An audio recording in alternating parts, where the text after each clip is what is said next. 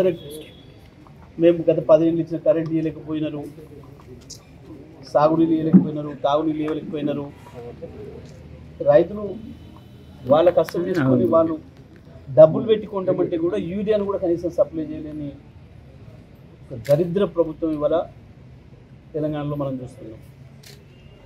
2 సంవత్సరాలుగా ఇచ్చిన హామీ ఒక్కటి మొదలు పెట్టకపోగా రకరకాల సమస్యలను సృష్టించి ప్రజలను ఇబ్బందుల పాలు చేస్తూ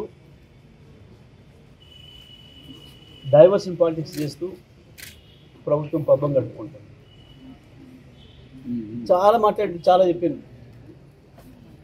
కరెంటు మీద కమిషన్ అయిపోయింది, కాలుష్యం మీద కమిషన్ ఒడిచిపోయింది, అదేంది ట్యాపింగ్ కేసు కథం అయిపోయింది, చెప్పింది ప్రతిదీ అబద్ధం అని చెప్పి తేలిపోయింది.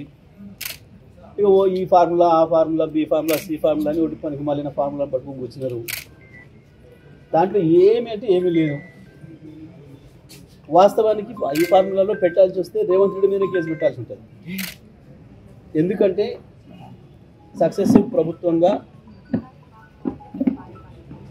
మీ బాధ్యత, గత ప్రభుత్వం చేసిన పనులను కొనసాగించాల్సిన బాధ్యత, వాటిని పూర్తి చేయాల్సిన బాధ్యత, ప్రభుత్వానికి రావాల్సిన ఆదాయం తీసుకోవాల్సిన బాధ్యత, ఇవ్వాల్సిన చోట ఇవ్వాల్సిన బాధ్యత. ప్రభుత్వం కంటిన్యూషన్ ప్రాసెస్ కాబట్టి జరగాలి.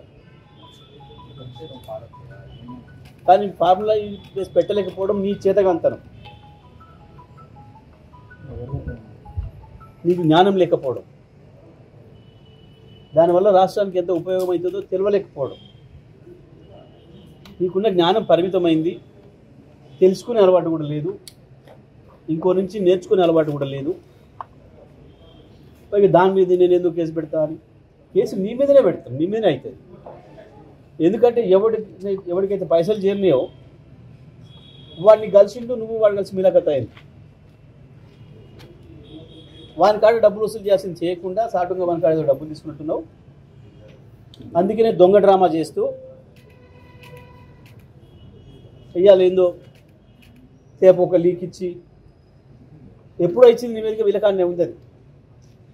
కానీ నిన్న గ్రూప్ 1 విషయంలో నీ చేదగంతనం బయటపడిన తర్వాత తెలంగాణ యువత ముందట నువ్వు తలదించుకునే స్థితి వచ్చిన రోజు ఓ నాటకం వేసి మీడియాలో కొంత స్పేస్ ఆక్యుపై చేద్దామని చెప్పి ఏదో మాట్లాడాం. కానీ ఇది లొట్ట పీస్ కేసు అనే సంగతి కేటీఆర్ గారు ఆనాడే చెప్పిండు, ప్రజలందరికీ కూడా తెలుసు. చెప్తున్న ఏమీ కాదనే సంగతి అందరికీ కూడా తెలుసు.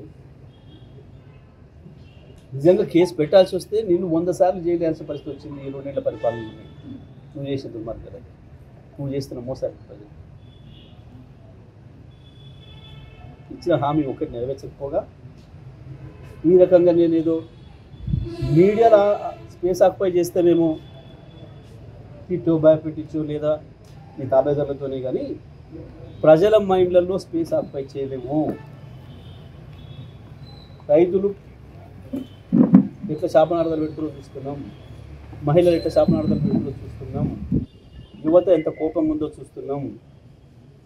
నువ్వు నీ చేత చంపబడ్డ విద్యార్థులు 100 మంది పైగా ఇప్పటివరకు నువ్వు పెట్టిన విషాహారం వల్ల చచ్చిపోయిన విద్యార్థులు, వాళ్ళ ఆత్మలు కూడా నీ చుట్టే తిరుగుతుంటాయి. ఒక్కటి కూడా తప్పుకోలేవు నువ్వు చేసే పాపాల నుంచి.